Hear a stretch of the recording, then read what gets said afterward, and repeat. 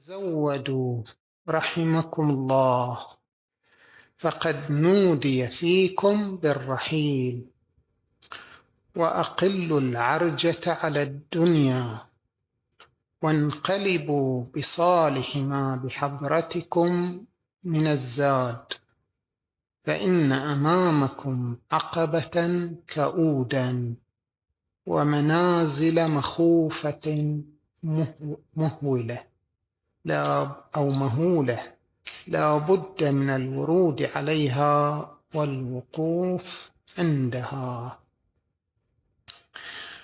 في هذه الرحلة طبعا المقصود بالرحلة أو الرحيل يعني الموت، وهذا الموت شيء يعني احنا نشوفه تقريبا يوميا، يعني إما تسمع في التلفاز أو في الراديو أو تشوفه بعينك أو تعاينه، يعني أنت تكون لا سمح الله نودي فيك بالرحيل. فأمير المؤمنين عليه السلام يقول تزودوا، وتزودوا فإن خير الزاد التقوى. طبعا التقوى هذا معنى احنا كلنا نفهم، وهو أن الإنسان يتقي الشر ويتقي الشرور. اتقاء الشر، هذا الشر مرة يأتي من الخارج ومرة من الخارج يكون بأنه شخص يعتدي عليك مثلا، فأنت تتحصن منه، مثل ما مثلا الآن الأحداث الجارية مثلا في لبنان في فلسطين، آمنين يكونون في بيوتهم، في لحظات يجي مثلا طائرات المغيرة فتقذف عليهم القنابل، وش يسوون؟ يتحصنون، ينزلون في الملاجئ. فهذا تقوى من الخارج، الشر الذي يأتي من الخارج فالإنسان يتقي. مرة ثانية الشر لا يأتي من الخارج لكن يأتي من الداخل، يعني من الإنسان. يعني يمكن واحد يتساءل، يعني هل في إنسان يريد يضر نفسه؟ ما في بالطبع أحد يريد أن يضر نفسه، هو في الواقع كل إنسان يريد الخير، لكن الإنسان في كثير من الأحيان هذا الشر يتصور بصورة الخير. مثلا هو الشيطان لما يأتي للإنسان كيف يضل الإنسان؟ إنما يأتي له من طريق التزيين، زين للناس حب الشهوات. زين، من المزين؟ المزين هو الشيطان، يزين للإنسان هذه الشهوات، يعني مثلا الأكل اللذيذ مثلا. زين، هذا الأكل اللذيذ يقول لك الشيطان ليس يعني مهما من أين هذا الأكل، وين مصنوع، هل هو مثل ما نقول هذا الأكل حلال أم حرام، المهم أن يكون لذيذ. فأحيانا يجي أنه هذا الطعام يكون من غير حلة، لكن مثلا هو هذا أحسن شيء، هذا أحسن مطعم، أكله لذيذ، ويطلع لنا واحد يسوي دعاية. زين، فالإنسان يصير شنو؟ يندفع نحو هذا الشيء. فهذا من عمل الشيطان، هو الإنسان ما يقدم على شيء يضره، لكن الشيطان يزين للإنسان. فأمير المؤمنين عليه السلام يقول تزودوا، يعني ابتعدوا عن الطرق المضلة، واحملوا زادكم إلى آخرتكم. وهذا الزاد طبعا هو الأعمال الصالحة، الصلاة، الصوم، أعمال البر، أعمال الخير. ليش الإنسان يتزود هذا الزاد؟ يقول أمير المؤمنين عليه السلام: فإن أمامكم عقبة كؤود ومنازل مخوفة. يعني هناك أخطار في هذه الرحلة التي تبتدئ من الموت. هذه الأخطار الإنسان قد لا يكون معد لها إعداد جيد. يعني أحيانا الإنسان يريد أن يتقي الشيء وهو يتقيه من أمامه، لكن أحيانا الشر يأتيه من خلفه، وأحيانا يأتيه عن يمينه وأحيانا عن يساره. مثل إنسان يسوق مثلا سيارة ويريد يتجاوز، زين على اليمين في سيارات، على اليسار في سيارات، هو في السيد الوسط، قدام في سيارات، وراه في سيارات. فلا بد شنو اللي يريد يتجاوز يكون طالع عدل جميع الزوايا، طالع في المنظر الأمامية الخلفية الجانبية. فهناك منازل مخوفة. طبعا هذه المنازل المخوفة هو أن الإنسان بعد الموت أول شيء يواجه شنو؟ القبر. والقبر هذا إحنا نشوفه يعني على الطبيعة، نشوفه حفرة، زين، يعني قد لا تكون عميقة مثلا، ولكن الميت ما تشوفه مثل ما احنا نشوفه، مجرد حفرة مثلا عمقها متر أو نصف متر، وإنما هو يراها هو سحيقة. وهذه هو السحيقة فيها أخطار غير قابلة للتصور. نحن في هذه الحياة لا نخبر الحياة الآخرة، لأننا في حجاب عالم الدنيا ولم يكشف لنا عالم الآخرة. لكن الميت هذا يكشف له الغطاء، طبعا ليس كشفا تاما يعني كامل، ولكن هو يبصر أمور أنت لا تبصرها. فإذا هناك أخطار في الطريق لابد أنه الإنسان يواجهها. طبعا أيضا سؤال منكر ونكير، هذه قصة يعني محزنة، لأنه الإنسان ما يدري، يعني يمكن مثلا كثير من الأعمال يعتبرها أعمال خير بينما هي مثلا أعمال والعياذ بالله مثلا شر، أو ربما مثلا رياء أو غير ذلك. فإذا الإنسان لابد أنه يعد له الزاد.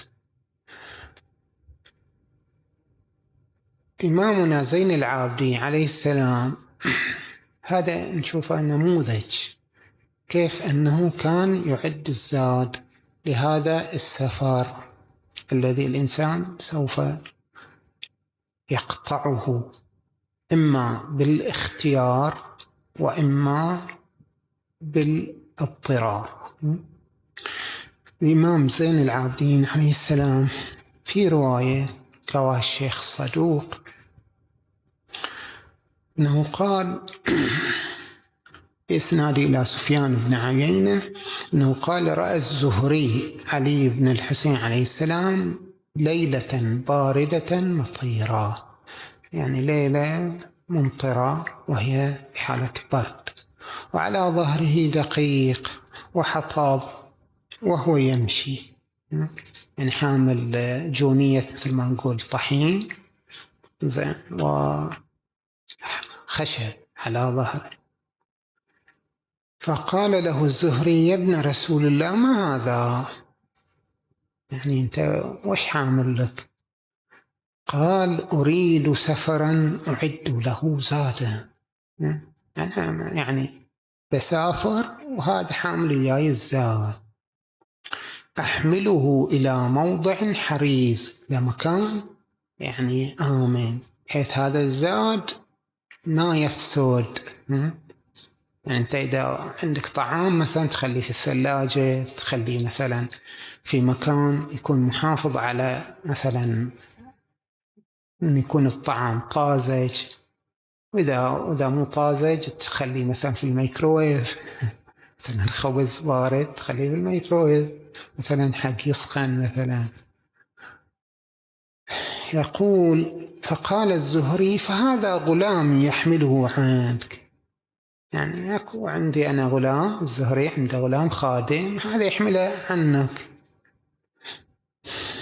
فأبى الإمام سلام الله عليه، الإمام زين العابدين ما رضى بهذا الشيء، فقال أنا أحمله عنك فإني أرفعك عن حمله. زين ما أنت راضي هاي الخادم مالي، الزهري يقول أنا أحمله عنك، زين أنت يعني لك مقام وكذا، ابن رسول الله، زين عالم كبير، إمام. طبعا هو لا يعتقد بإمامته، الزهري ليس من الموالين، لكن يجل الإمام عليه السلام.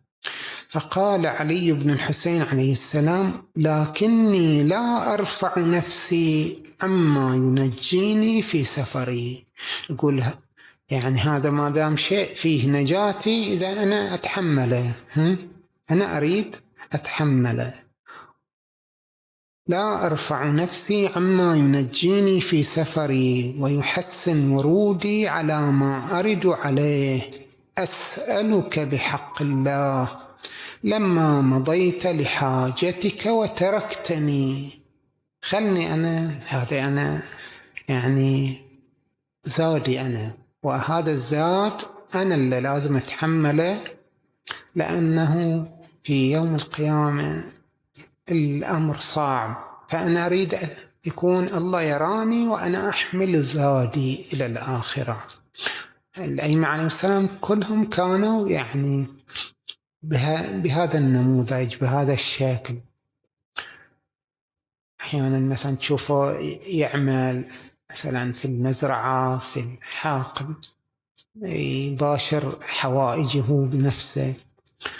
يقول الزهري فانصرفت عنه فلما كان بعد أيام قلت له، عقب كم من يوم شاف الزهري وقال له يا ابن رسول الله لست أرى لذلك السفر الذي ذكرته أثرا.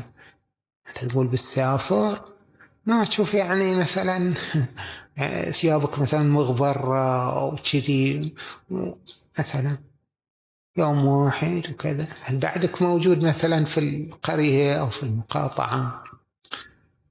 قال بلى يا زهري ليس ما ظننته ولكنه الموت.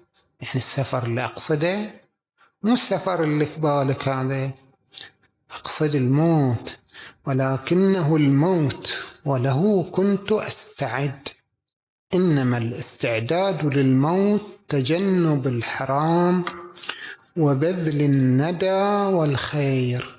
هذا الاستعداد للموت، كل إنسان يجتنب المعاصي الموبقات، وبعد شنو يسوي؟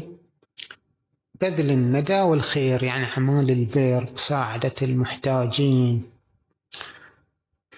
شوفوا الإمام زين العابدين عليه السلام، يعني هو شخص طبعا واصل إلى درجة عالية من القرب من الله سبحانه وتعالى، يعني قد ما يكون يعني مثلنا مثلا أو مثلي مثلا عليه مثلا أحمال كثيرة، ذنوب كثيرة. فأجل ذلك دائما كانوا نقول له الأصحاب زين أمك فاطمة، أبوك أمير المؤمنين، جدك رسول الله. ليش هذا التعب؟ رسول الله قال من قبل، قال أفلا أكون عبدا شكورا. المعصومين عليهم السلام ما يذنبون، ولكن يريدون يؤدون حق الله سبحانه وتعالى. هذه الرحلة التي تبتدئ من الموت وتمر على منازل ومقامات. طبعا هذه بعض المقامات هي متعلقة بالأمور التي تجب على الإنسان، يعني شيء عليه واحد عليه صلاة ما صلى، عليه مثلا صوم، مثلا قضى ما أداه، زين، فهنا يوقف لي السؤال.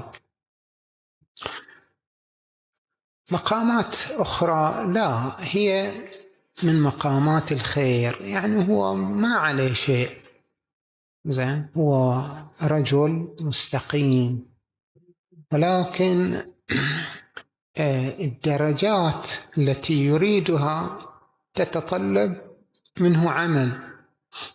إنسان مثلا يريد أن يجاور أمير المؤمنين عليه السلام، وين درجة أمير المؤمنين عليه السلام؟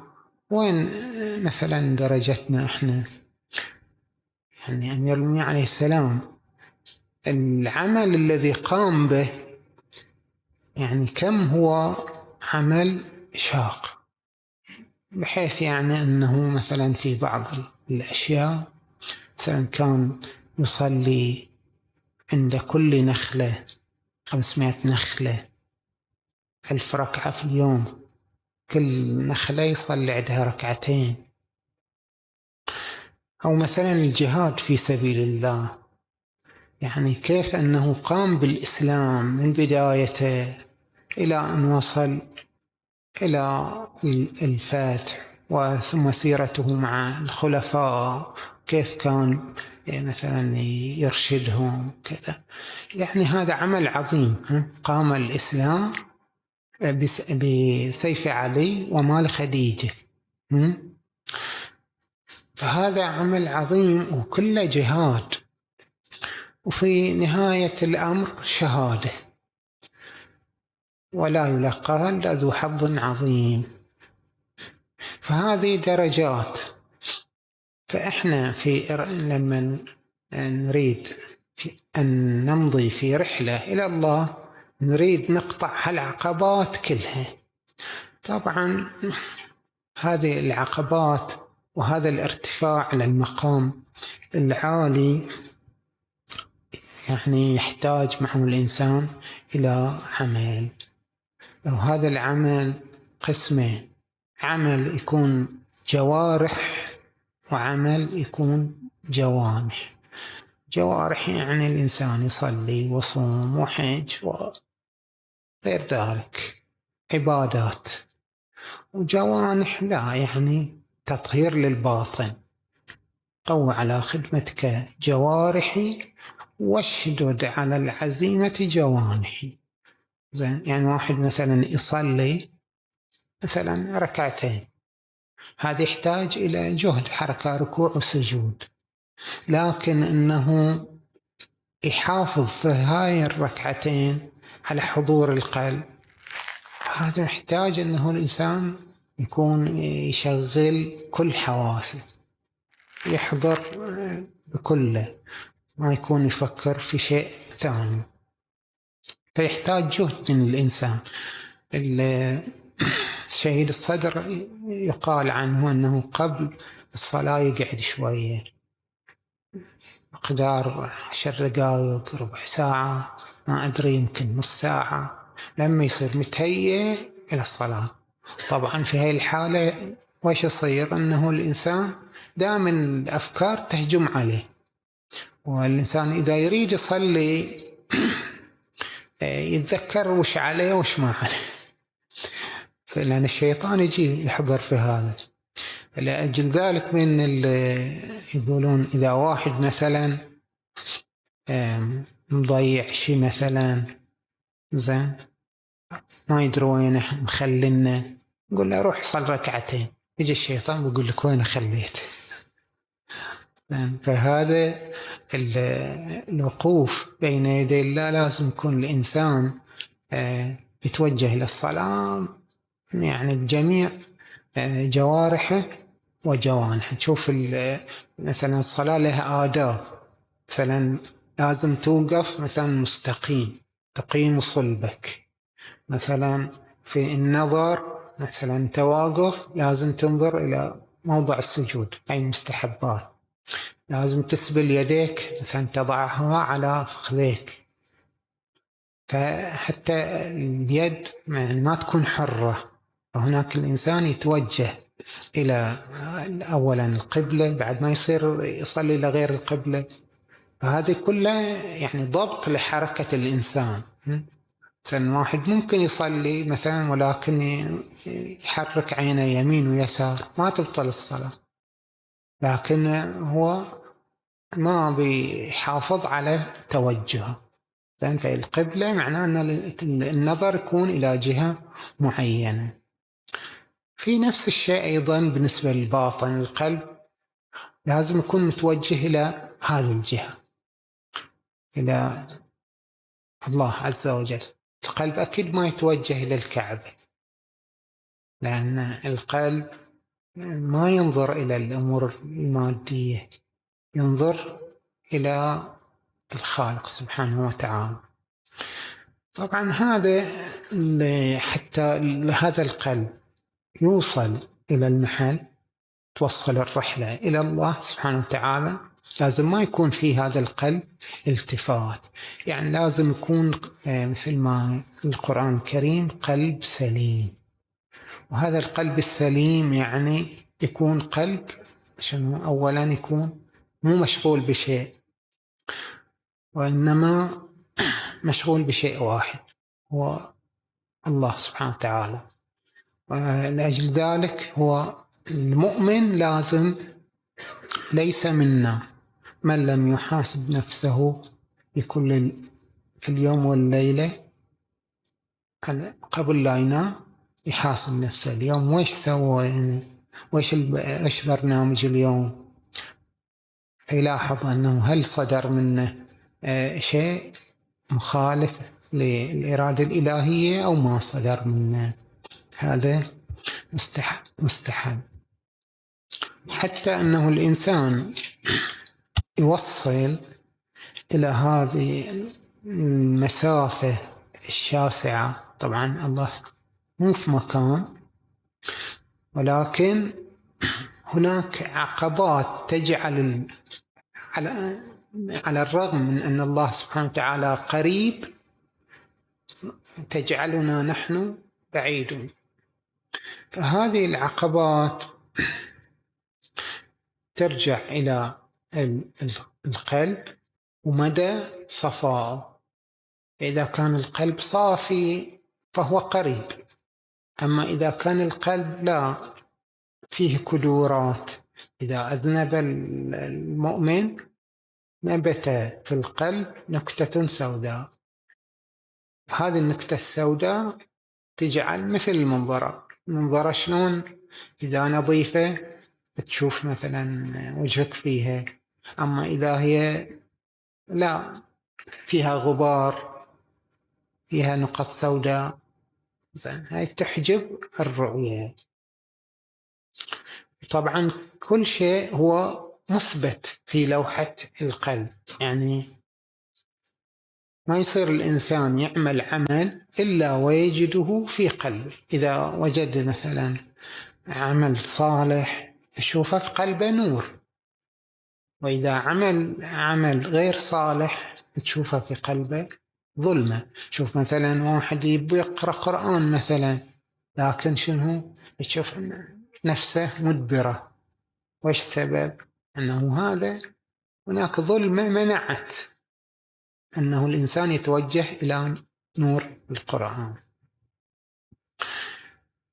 المقصود بأنه لابد الإنسان حتى يقطع هذه المسافة المعنوية، لابد أن يكون القلب صافي وسليم، حتى أنه إذا وصل الإنسان يصل بصورته الإنسانية، لأن هذه الذنوب تؤثر على صورة الإنسان، بحيث أنه كل مثلا خلق يجعل في القلب صورة.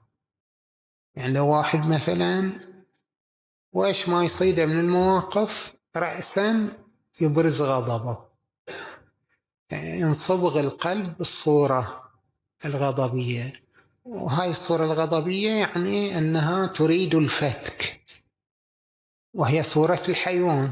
الحيوان المفترس دائما يريد الفتك، يريد الافتراس. زين، فهذا معناه أن الباطن راح يتصور بالصورة الحيوانية. زين، لو أنه الإنسان لا كان على خلق مثلا كريم، كان مثلا يحب الصفح، زين، يحب مثلا الكرم، إذن الصورة المناسبة أنه هذا الإنسان يكون شنو؟ يكون إنسان مبجل، إنسان نبيل. والصورة التي يمكن للإنسان أن يتصورها للإنسان النبيل هي الصورة الجميلة، عدل، لأن كل شيء يناسب شيء. يعني وين الجمال يقع؟ يقع في المواضع الحسنة. نشوف مثلا الآن الحشرات، أين موطنها مكان القاذورات عادة. زين، فلأجل ذلك تجد الحشرات ليس صورتها حسنة، عكس مثلا تشوف مثلا صورة شنو الحيوانات الأليفة. الحيوانات الأليفة تكون صورتها محببة، لكن الحيوانات المفترسة لا، تكون صورها غير محببة، صور مخيفة. وهكذا دائما نشوف أنه هذا الباطن يصير يمر بتقلبات، فعلى الإنسان أنه شنو يجعل هذا باطنه نظيف حتى يصل في النهاية إلى الصورة الإنسانية الجميلة. ولذلك هؤلاء أو هذين الملكين منكر ونكير دائما يتصوران للإنسان بحسب أعماله. إذا هو أعماله غير صالحة فيتصوران له بالصور المخيفة. زين، أما إذا أعماله حسنة لا، يتصوران له بالصور الجميلة. إذا واجهت إنسان صورته جميلة يعني شوي تقبل عليه، ولو واجهت إنسان مثلا صورته غير جميلة لا، يصيدك منه نفور. هذا وهو بشر وفي الصورة الإنسانية. فكيف لو واجهت شيء لا تعرفه؟ يعني أنت مخلوق غريب، عند مثلا تتصفح بعض مثلا مواقع التواصل يصور لك بعض الأشياء بصور مثلا مركبة، صور مخيفة، أفلام رعب. فأنت في الواقع تصنع لنفسك العالم الذي تريد جنة أو تريد جحيم. في الجنة فيها جميع الصور الجميلة، تريد أنهار من لبن، أنهار من عسل، الحور الحسان، الأشجار المثمرة، هذه الإنسان يريدها. أما إذا العمل مو صالح يصير شنو؟ يشوف الأمور الموحشة، جالس الشياطين. شوف الله سبحانه وتعالى ماذا يقول عن شجرة الزقوم: طلعها كأنه رؤوس الشياطين. هي شجرة يعني المفروض أنه شيء مهيأ للأكل، يعني للثمر، ولكن لأنها أعدت للكافرين وللعصاة والمذنبين، الطلع مالها يعني الثمرة كأنه رؤوس الشياطين. الشيطان طبعا هو مخلوق، ولأنه مخلوق يعني شرير، فهو في مظهره بغاية القبح، لأن أعماله صورته بهذه الصورة. زين، ولأجل ذلك لماذا كان مثلا يوسف الصديق جميل؟ لأن أعماله جميلة. يعني الجمال مو دائما هو جمال الظاهر، أحيانا يكون الجمال هو جمال الباطن، وهذا جمال الباطن يظهر في الظاهر، هذا يجعل الظاهر يكون جميل. زين. جمال أمير المؤمنين عليه السلام جمال فائق، جمال رسول الله صلى الله عليه وسلم جمال فائق، لأن أعمالهم جميلة. احنا نريد نكون من عباد الله الصالحين، نريد أن نصل إلى ذلك المقام الذي فيه الفرحة، فيه السرور، ما فيه غم ولا فيه هم، وهو الجنة. والإنسان بمروره على هذه المنازل والمقامات، فيها منازل فيها هم، وفيها منازل فيها فرح وسرور. فالإنسان هو الذي يختار لنفسه، هو منزل الفرح والسرور أو منزل الهم والغم. كلما أخرجوا من، شنو تقول الآية، من غم أو من هم أعيدوا فيها. فهذه يعني دار الآخرة هي دار أنت تبنيها بعملك الصالح، وهذه الدار هي دار يعني لك تسكن فيها، ودار أنت منها، يعني هو أنت إما جنة أو نار.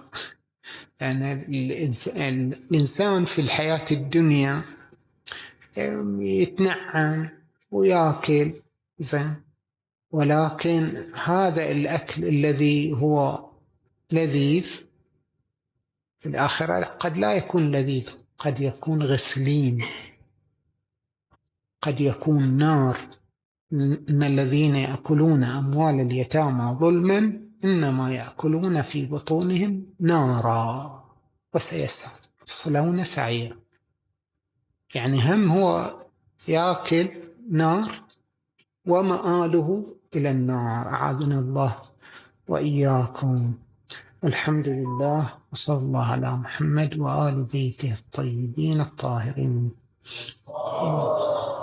بسم الله محمد وآل محمد. اللهم صل على محمد وآل محمد.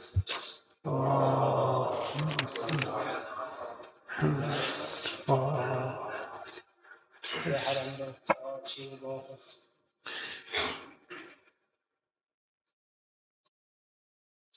السلام عليكم شيخنا. عليكم السلام. شيخنا، أي أولى الصلاة في وقت الفضيلة أو تأخيرها شوي من باب تهيئة القلب للصلاة؟ من باب تهيئة القلب للصلاة أو فضل انشغالات يعني. ويعني بسم الله الرحمن الرحيم، هو إذا يعرف نفسه أنه إذا أدى الصلاة في وقت الفضيلة طبعا تكون بدون حضور قلب، ويعني لا تكون الصلاة التي يريدها، بينما لو أخرها مثلا يكون بحضور قلب. طبعا هذه ما يصير في جميع الأحوال، لأنه الإنسان عادة يريد يؤدي الصلاة في وقتها، ولكن أحيانا يصير هذا الشيء لموانع، مثل واحد مثلا افرض تو جاي مثلا من الشغل تعبان، إذا يصليها مثلا بس يريد يصليها بكل طريقة، يمكن حتى ما يجيبها صحيحة، لأنه يريد مثل الحمل على ظهره ويريد يشيله. زين. هذا مثلا لو أنه استراح شوية بيجيب الصلاة بشكل أفضل، بتكون صلاة صحيحة وبيكون فيها مثلا حضور قلب، هذا طبعا بيكون أفضل لا يأخرها. أما في الأحوال الاعتيادية، يعني إنسان واحد مرتاح وكذا، هذا ما يصير، يعني لازم يأديها في وقتها يعني، وحاول أنه يحضر قلبه. طبعا ممكن يأخرها شوية لأجل حضور القلب، لكن يأخرها واجد لا. السلام عليكم ورحمة الله.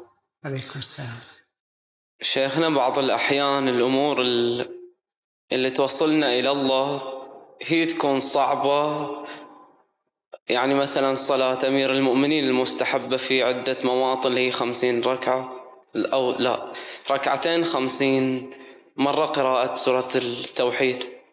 يعني ها بعض الأمور المستحسنة لكن صعبة، في بعض الأمور المحرمة بس سهلة، وقد يكون الشخص وده يروح إليها.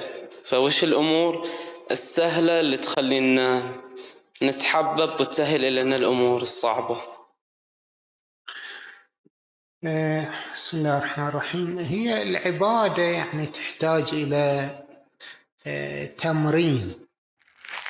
يعني الإنسان ما يدخل في العبادة يعني مرة واحدة يصير مثل قصة ذاك اللي دخل في الإسلام. من دخل قال له صل مثلا الصبح، ما أدري تفاصيل القصة، قال له قاعد شوية بيجي صلاة الظهر. هو كافر يعني، كافر زين، دخل في الإسلام شوية بيجي وقت صلاة الظهر قاعد يصلي. قال أوكي يعني نصلي بعد الظهر. بروح عنده شغل. قال له وش بك بعد شوية بيجي صلاة المغرب. وانتظر، أهم صلى صلاة المغرب، زين شوي صلاة العشاء، يوم ثاني أيضا صلاة. قال لا انتون هاي مسلمين، هاي شغلكم، هاي انتون ناس فاضيين، احنا عندنا شغل نروح. زين فهو فطلع من الإسلام يعني، ترك الإسلام. فهذا أسلوب في الدعوة خاطئ. أيضا الورود في العبادة يحتاج إلى يعني تدريب. الإنسان أول شيء يؤدي الواجبات، ويكون يحاول أنه يؤديها بالطريقة المثلى. يعني مثلا يصلي الصلاة تكون في وقتها، والمحافظة على الصلاة في وقتها يعني له خير كثير. زين فأول شيء يمتحن في نفسه ويحاول يعني يكون واظب عليه أن يصلي الصلاة الواجبة في وقتها. بعد أن يؤدي هذا الشيء، خلنا نقول مثلا هو مو محافظ على هذا الشيء ويريد يؤدي بعض المستحبات، ما في مانع، زين يؤديها، لكن ياخذ أولا الشيء البسيط. والله ركعتين مثلا في الفاتحة وقل هو الله أحد، أو مثلا بيؤدي النوافل. خلنا نقول قبل هاي الأمور في نوافل مستحبة، مثلا المغرب مثلا 4 ركعات، يكون يصلي هاي ال4 ركعات. إذا جابها واظب عليها خير كثير. زين مو لازم يصلي كل النوافل، على الأقل نافلة المغرب ثبت عليها. طبعا هذه يخليه يدرب عليها مدة، يعني خلنا نقول مدة شهر مثلا، مواظب عليها لين تثبت عنده، يصير مثل الشيء الخفيف. بعده يزيد، يعني والله بصلي نوافل العشاء مثلا، قدر عليها ثبت عليها، بعدين ينتقل هكذا. يعني ما يروح إلى شيء يعني كبير، والله أنا هذا هو، والباقي يصلي الصلاة في وقتها. أو يمكن بعض الصلوات يضيعها، يقول أنا بعد بصلي صلاة الليل وبصلي النوافل. زين هاي صلاة الليل طبعا وفضلها عظيم وأثرها كبير، فإذا هو يقدر يجيبها واجد زين. لكن بعض الناس مثلا يقول شنو بجيب أنا صلاة الليل، يجيب صلاة الليل يبي مثلا يتخفى بها، فيكون مثلا يأديها في وقت متأخر، عقب ما يأديها نومته تصير متأخرة ولا يقعد لصلاة الصبح. هاي ما في فائدة. يعني هو أتى بشيء مستحب ويعني شيء واجب أخل به، مثلا صلاة ذاك اليوم قضاء، ما هي فائدة. يعني الحديث شنو يقول؟ لا قربة بالنوافل إذا أضرت بالفرائض. واحد يريد يتقرب إلى الله بالنوافل، وهذه النوافل تضر الفريضة، هذا ما يصح. يكون أول شيء يؤدي الواجبات، بيجيب شوي مستحبات، لكن مو بحيث أنه شنو تضر الفرائض.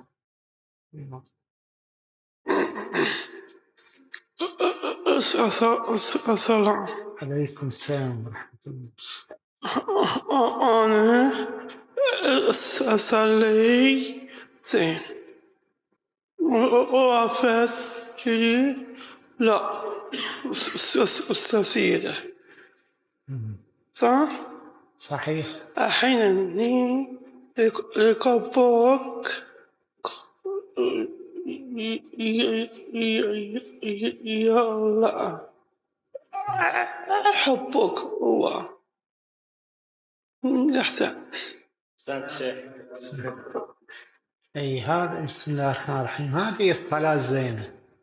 الصلاة الزينة أنه الواحد شنو دائما متوجه إلى الله سبحانه وتعالى، متوجه إلى الكعبة، أو دائما الله في قلبه، وما يلتفت يمين ويسار. يعني هاي بعد من الرياضة، يعني واحد يكون يصلي بعد ما يطالع يمين يسار، لأنه هاي مو مبطل، ولكنها شنو يعني يخل بالصلاة، يعني اللي الله سبحانه وتعالى يبغيها. أو مثلا واحد يحرك يده يمين ويسار، أو مثلا يحك جسمه مثلا، هاي كلها أشياء. طبعا هاي بعد تحتاج إلى شوي من يعني مجاهدة. مثلا أحيانا مثلا واحد قروس مثلا قارصنا فيريد يحك، هذه صعبة يعني. هاي مرة الإمام زين العابدين عليه السلام تصور له الشيطان بأفعى عظيمة، وانقض على رجله، فش اسمه الإمام ما التفت إليه، ما التفت يعني إليه ولا عطاه وجه. لذلك تقول الرواية سمي الإمام زين العابدين هذا السبب، أن الشيطان تصور له بصورة أفعى عظيمة ونهشه في رجله، والإمام متوجه إلى الله سبحانه وتعالى. طبعا احنا هذا ما نقدر يعني على هالمقامات العظيمة، احنا بس نشوف الشيطان، هاي مشكلة. بعد لو يتصور هذه يحتاج إلى قلب الواحد يتوجه. لكن أئمتنا عليهم السلام هذه مقاماتهم، الله يوفقنا وإياكم. السلام عليكم شيخنا. عليكم السلام. شيخنا، بالنسبة لصلاة الجماعة، في بعض المؤمنين اللي يقولون صلاة الجماعة يجي لهم مثلا خاطر أن يسحبون شباب القرية، أصحابهم، أصدقائهم، نسايبهم، فيجي في بالهم أن مثلا حركة عقب الصلاة يسوون نفس الجمعة الخفيفة، والله طلع بالسيارة، والله شيء من باب أن يجذبون له الأشخاص الثانيين لصلاة الجماعة، يجون صلاة الجماعة عقبها يطلعون مثلا يا بعض.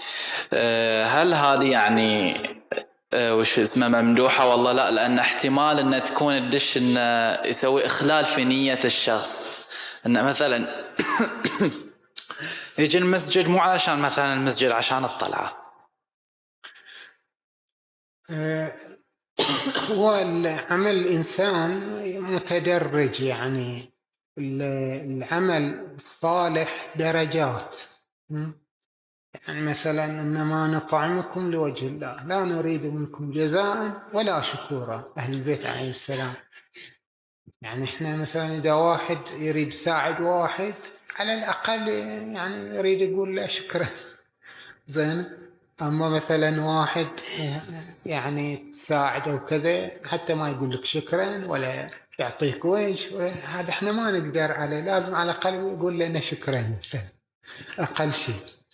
أما مثلا أهل البيت لا، يقول لك لا نريد منكم جزاء ولا شكورا، يعني ما هذا العمل اللي احنا نقوم به ما نريد منه جزاء، زين، بحيث تكافئونا. يعني احنا ساعدناكم في يوم من الأيام، انتم بعد مثلا ساعدوني، زين، ولا نريد مثلا تشكرونا وإنما نطعمكم لوجه الله، يعني شيء إحنا نسويه لوجه الله سبحانه وتعالى، نريد بس الله سبحانه وتعالى يرضى عنا. زين، هذا درجة عالية. زين، فهو هذا العمل هذا يريد يجيب شخص إلى الجماعة، إلى هذا ينال الثواب، هذا شيء زين يعني. ولكن طبعا كل واحد ودرجته، يعني هذا هو نية أنه هذا عمل صالح. زين، ولكن مثلا فيه شائبة دقيقة جدا يعني تخدش في قيمة العمل. هذه طبعا بالنسبة لناس يعني واصلين إلى مراحل عالية، لكن أنا بالنسبة لمثلي هدية عظيمة. أكو أنا جبت واحد إلى الصلاة، ويعني من جراء ذلك مثلا هذا الإنسان مثلا صار مؤمن كذا، لأن يهدي الله بك رجلا خير لك مما طلعت عليه الشمس، هذا خير عظيم واضح. فهو كل إنسان ودرجته، هو بالأساس هذا عمل صالح يعني. ثاني شيء النية هذه ممكن تتحسن. زين، يعني أنا الآن مثلا هذا جاء لأجل الطلعة، زين، هذا تو في بداية الطريق. زين، بعدين شوية يحسن نيته، لأن الإيمان درجات. هذا بنفسه عمل ممدوح وصالح، ولكن يحتاج الإنسان يرقيه. هذه الترقية تجي في المراحل اللاحقة.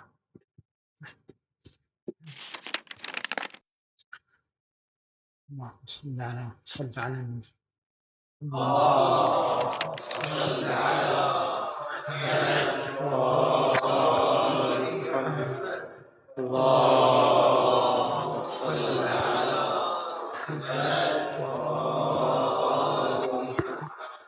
اللهم صل على